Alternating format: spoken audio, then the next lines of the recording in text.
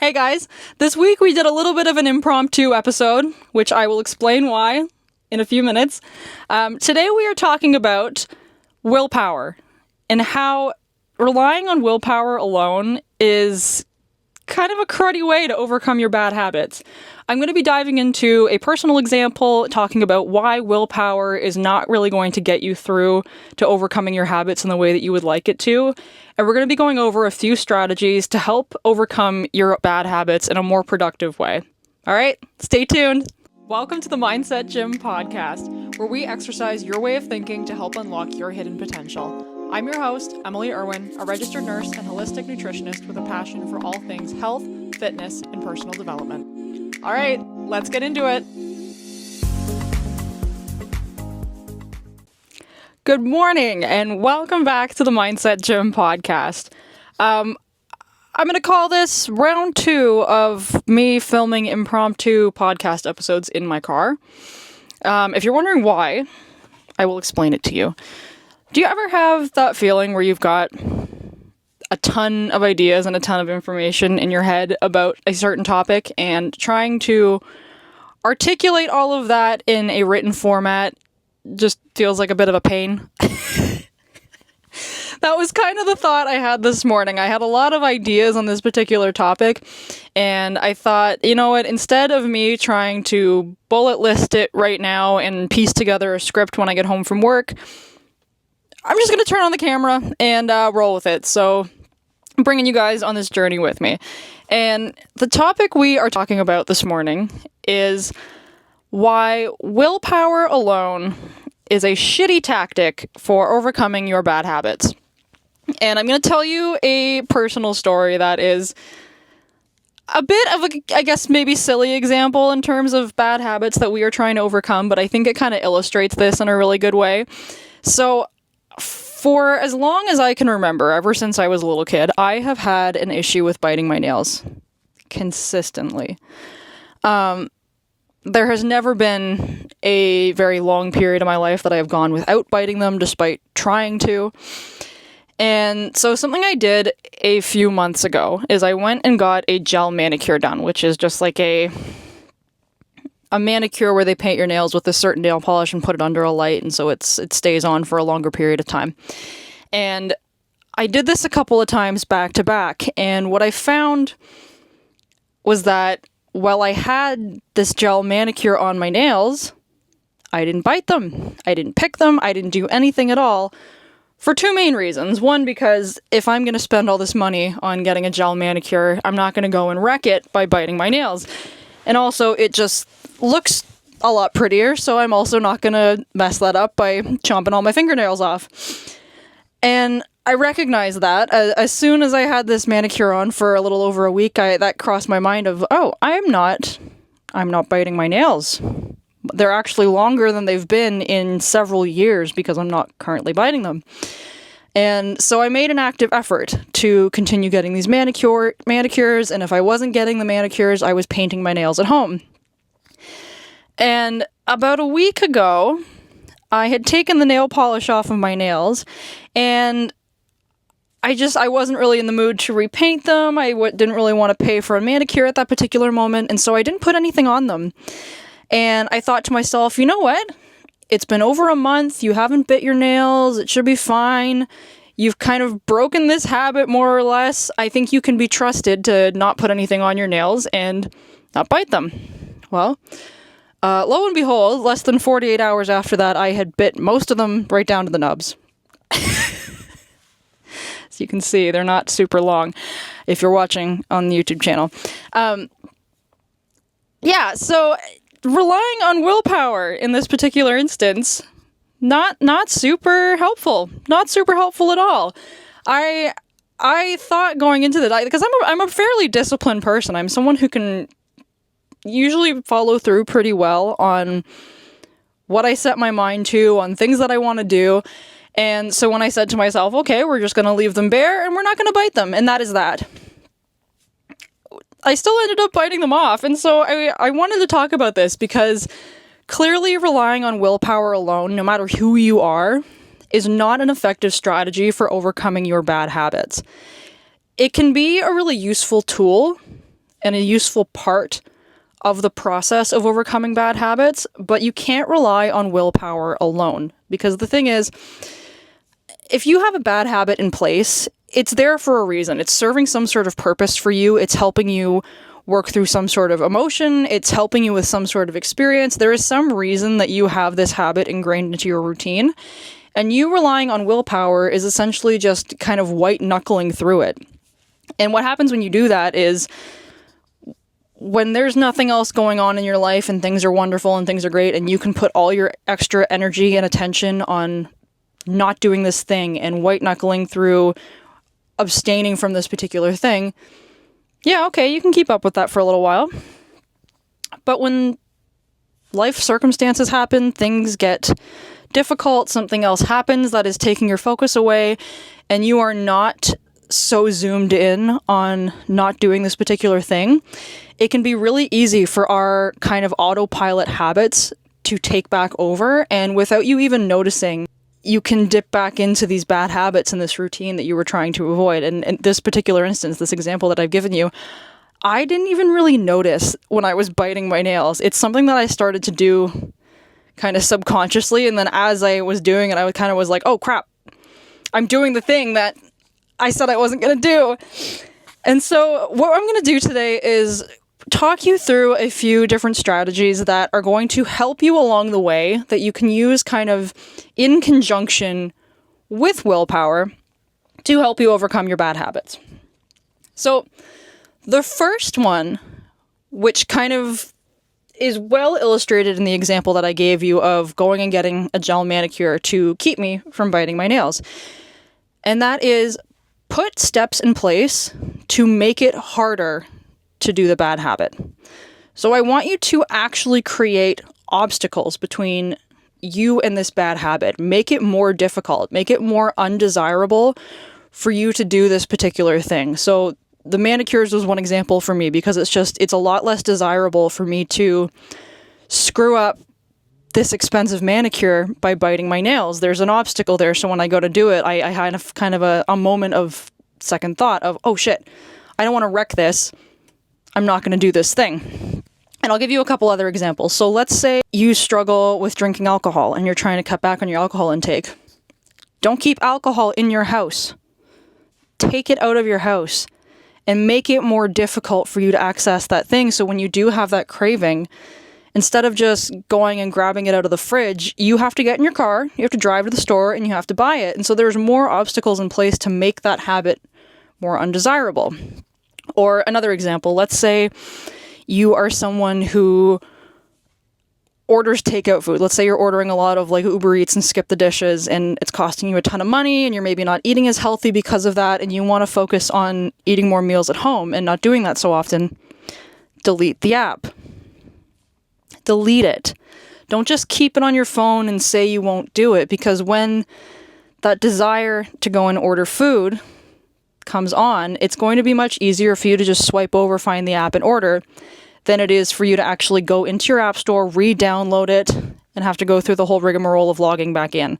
It just creates an extra little obstacle, which is going to give you kind of a moment of pause in the process to reconsider what you're doing and reconsider your actions, and that might be just enough to deter you from doing the thing. So that's the first and most important one, I think, is just create some sort of obstacle that is going to make it harder and more undesirable for you to follow through on doing this bad habit. And that might look a little bit different for everybody.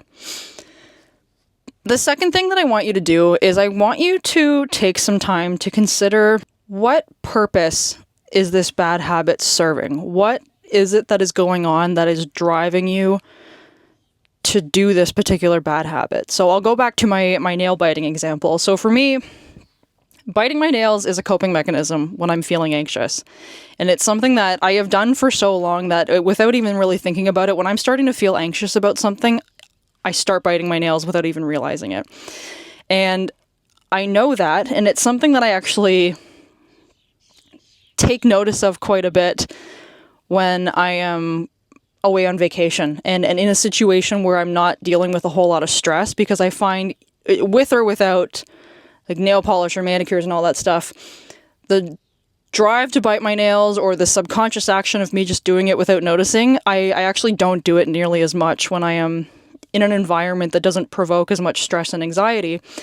And then when I come back kind of into my normal day-to-day routine and I'm back at work and I'm facing more stress than I would be on vacation, that habit immediately comes back. And without a whole lot of actual thought towards that particular thing, I just kind of subconsciously start doing it again as a way to kind of calm my stress when I'm feeling anxious and overwhelmed throughout the day.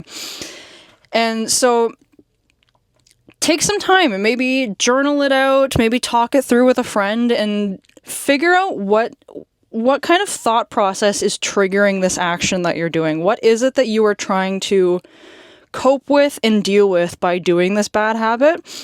And just having that awareness piece of when I feel this, I do this, allows you to be a little bit more mindful. So for me in particular, when I am starting to feel anxious and overwhelmed, that thought now crosses my mind of, oh, I'm feeling overwhelmed. I'm feeling kind of anxious. I know in these instances I tend to bite my nails. Let me be very mindful right now to not do that. And it allows me to give a little bit of focus to this thing, because usually if I don't put any energy into focusing on not doing that particular thing, I will, without realizing, just start doing it. And so just try to figure that out. Try to figure out what those triggers are for you. Maybe you get triggered by something at work that really upsets you, or some sort of argument between you and a spouse, and that is triggering behaviors like drinking or binge eating or smoking, whatever it is.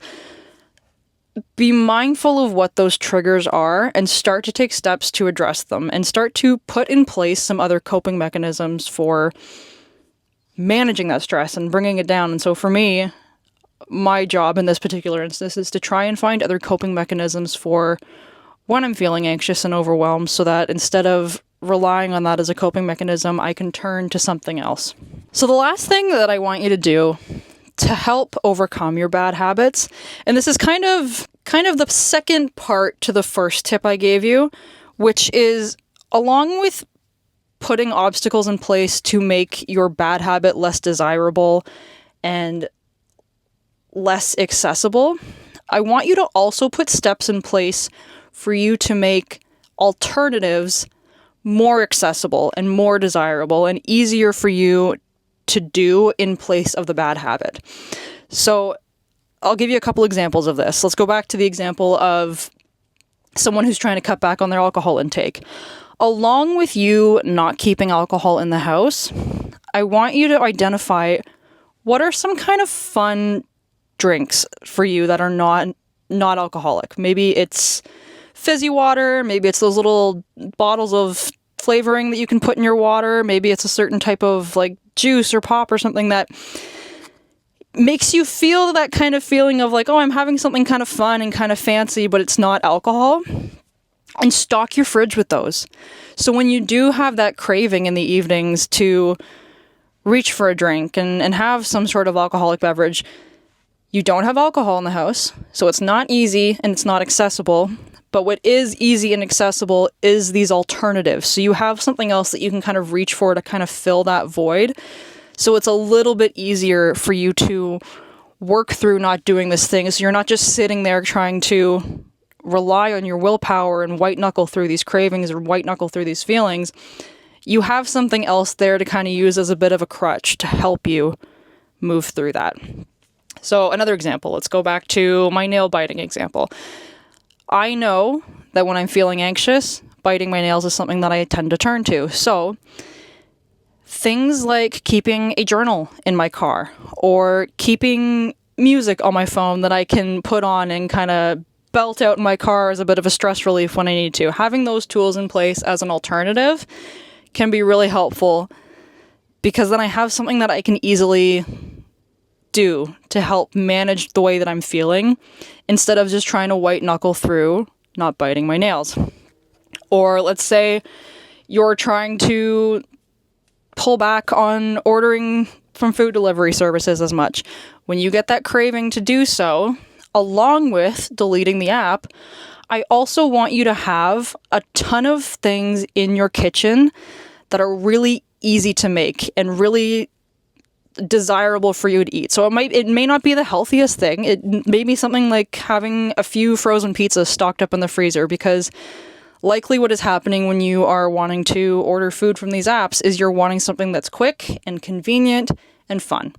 So how can you accomplish quick, convenient, and fun with foods that are in your kitchen so that when those feelings come up, there's an easy alternative? So again, then you're not having to white knuckle through preparing this whole dish from scratch and making this thing that is frustrating and aggravating for you because you're trying to, again, white knuckle through not doing this particular habit.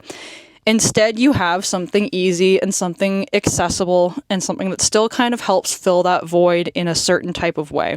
So I think that's all I've got for you today. So just to recap, the 3 things I want you to do: if you have a bad habit that you are trying to overcome, put obstacles in place to make that habit harder to do. Take some time to figure out why it is you are doing that habit and what purpose it serves.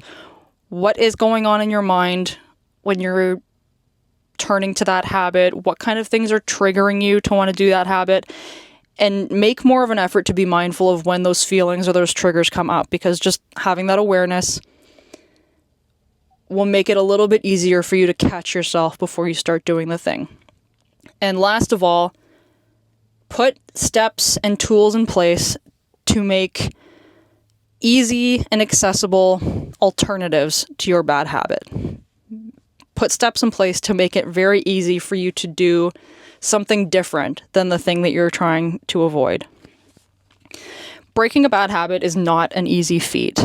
And I think sometimes at first glance, especially when we're feeling really motivated right out of the gate to cut out this habit and reinvent ourselves, it can be easy to think, you know what, I'm just not going to do it because I don't want to do it and I want to be a better person and I'm just going to have the willpower and that's just going to be that.